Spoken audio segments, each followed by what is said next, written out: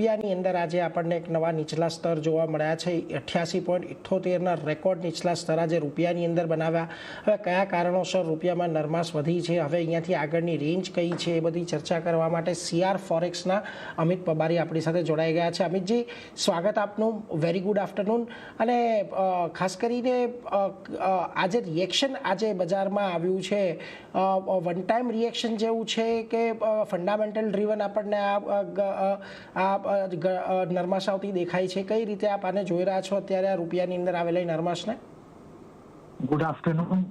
આપણે આજની અગર વાત કરીએ સૌથી પહેલા તો 8840 જે હતો એ બહુ એક ઇમ્પોર્ટન્ટ રેઝિસ્ટન્સ હતો, જે આજે બ્રેક થયો છે બીકોઝ ઓફ H1B વિઝામાં જે ઇસ્યુ આવ્યું, જેનાથી લાગે છે કે સર્વિસ એક્સપોર્ટમાં એક ક્વેશ્ચન માર્ક આવી શકે છે કે સર્વિસ એક્સપોર્ટ આપણું ઓછું થઈ શકે છે. એની માટે આ 8840નું એક રેઝિસ્ટન્સ તૂટ્યું. હવે જ્યારે 8840નું એક ઇમ્પોર્ટન્ટ રેઝિસ્ટન્સ તૂટે તો ઘણા બધા જે ટ્રેડર હોય એને પોતાનું સ્ટોપ લોસને ટ્રિગર કર્યું હોય, એની માટે આ 30-40 પૈસાનું મોમેન્ટમ આજે આવ્યો હતો. નાવ હવે બે પ્રશ્ન આવે છે કે આ જે મોમેન્ટમ આવ્યો છે એ કન્ટિન્યુ રહેશે કે અહીંયાથી નાનું મોમેન્ટમ આવશે? તો એનો આન્સર દેવા માટે આપણને બે વસ્તુને જોવી જોઈએ કે ગ્લોબલી બીજી બધી કરન્સીમાં શું થાય છે. તો બીજી બધી કરન્સીનો આન્સર આપણે દેવો હોય તો આપણે સૌથી પહેલાં અન્ડરસ્ટેન્ડ કરીએ કે ડોલર ઇન્ડેક્સમાં શું થાય છે. અગર આપણે ડોલર ઇન્ડેક્સનો ટ્રેન્ડ જોઈએ લાસ્ટ 6 થી 8 મહિનાનો, that is on a downward trend. અને અમને લાગે છે કે ડોલર ઇન્ડેક્સ પાછું અત્યારે જે 97ની આગળ બગલમાં ચાલે છે એ 96.5 અને 95.5ની તરફ મૂવ કરશે. બિકોઝ યુએસમાં બે સ્ટ્રક્ચરલ પ્રોબ્લેમ છે. એક, યુએસ ઇકોનોમીના જેટલા ડેટા પોઈન્ટ છે એ બધા ખરાબ આવે છે અને ડેટનો ઇસ્યુ છે. એટલા માટે ડોલર ઇન્ડેક્સ કન્ટિન્યુઅસલી વીક થશે.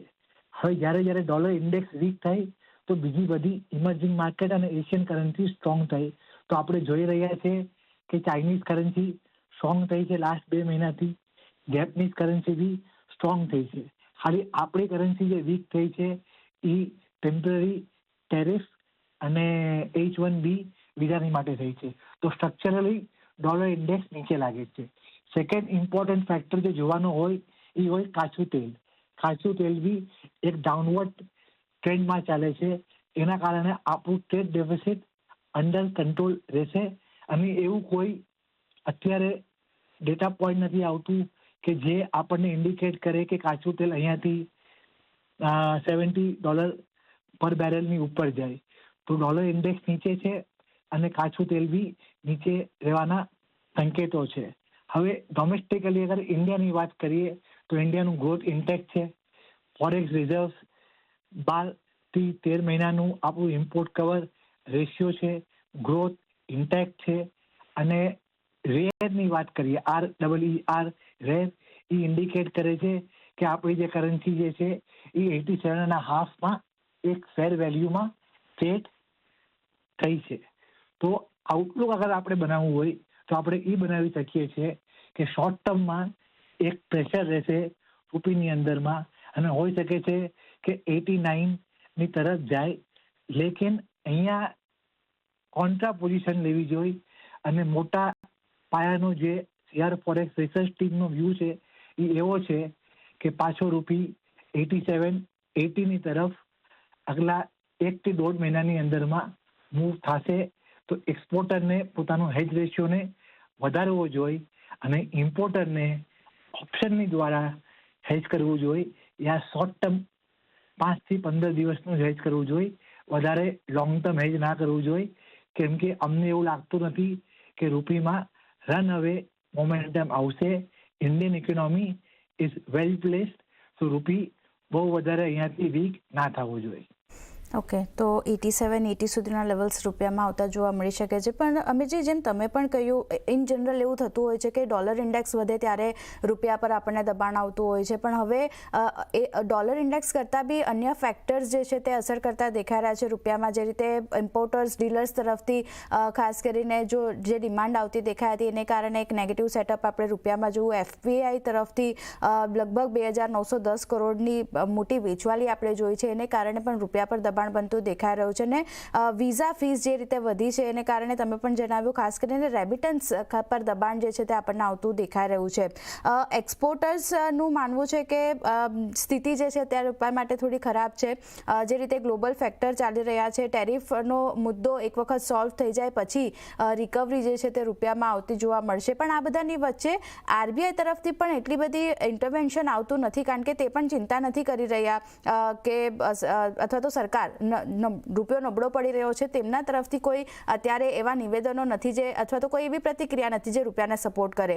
અહીંયા કઈ રીતે તમે આરબીઆઈનું સ્ટેન્સ જોઈ રહ્યા છો કરન્સી માટે આપણી? મેડમ, માર્કેટમાં જનરલી શું થાય કે જ્યારે કોઈ બી માર્કેટ હોય, કોઈ બી એસેટ ક્લાસ હોય, તેજીમાં બધા તેજી કરે, મંદીમાં બધા મંદી કરે. લેકિન જે આ મોમેન્ટમ છે એ આપણે આઈડેન્ટિફાઈ કરવો પડશે કે આ શોર્ટ ટર્મ છે કે લોંગ ટર્મ છે. અમને લાગે છે કે આ જે પ્રેશર છે એ શોર્ટ ટર્મ છે.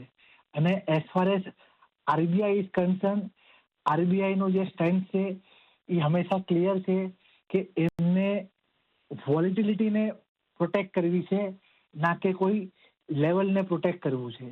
તો એવું કોઈ શાર્પ મોમેન્ટમ નથી થયું. અગર આપણે 2013 જોઈએ, 2008 જોઈએ, યા એના પહેલાના ટાઈમ જોઈએ કે ગ્લોબલી કાંઈ બી ઇસ્યુ થાય તો રૂપિયો 2 રૂપિયા, 5 રૂપિયા, 10 રૂપિયા વધી જતો હતો, તો આરબીઆઈને એક્સટેન્સિવલી ઇન્ટરવીન કરવું પડતું હતું. અત્યારની સ્થિતિ એવી નથી કે આરબીઆઈને એક્સટેન્સિવલી ઇન્ટરવીન કરવું જોઈએ. અને જ્યારે એક યુએસની હારે આપણું ટ્રેડ ડીલમાં નેગોશિએશન ચાલે છે, તો આઈ થિંક આરબીઆઈનું જે સ્ટેન્ડ છે એ બહુ લોજિકલ બી છે કે અગર બાય ચાન્સ કોઈ બી જાતનું ટ્રેડ ડીલ ના થયું યા મોડું થયું, તો આજે હું ડોલર વેચીને પોતાના રિઝર્વ્સને ઓછું કેમ કરું? હું ત્યારે વેચું જ્યારે વોલેટિલિટી એકદમ પીકમાં છે, ત્યારે ટેન્શન એકદમ પીકમાં છે. અગર રોજ 20-30 પૈસા જરાક ડેપ્રિશિએટ થાય છે, તો એમાં આરબીઆઈને આવીને ઇન્ટરવીન કરવું એ મારા ખ્યાલથી તો રોંગ છે. એટલા માટે શાયદ આરબીઆઈ ઇન્ટરવીન સ્લો પેસમાં કે નથી કરતું, એગ્રેસિવલી નથી કરતું. એટલે જો અહીંયાથી ખાસ કરીને આરબીઆઈ તરફથી ઇન્ટરવેન્શન જે નથી આવી રહ્યું એનું પણ એક લોજિકલ રીઝન આપણે આ તરીકે જોઈ શકીએ છીએ. એટલે એના પર એક ખાસ ધ્યાન રાખવાનું છે. અમિતજી, આભાર તમારો અમારી સાથે જોડાયા આજના દિવસે અને આ એકદમ સ્પષ્ટતા સાથે આજે રૂપિયાની રેલીને દર્શકોને સમજાવી એના માટે. Thank you very much sir.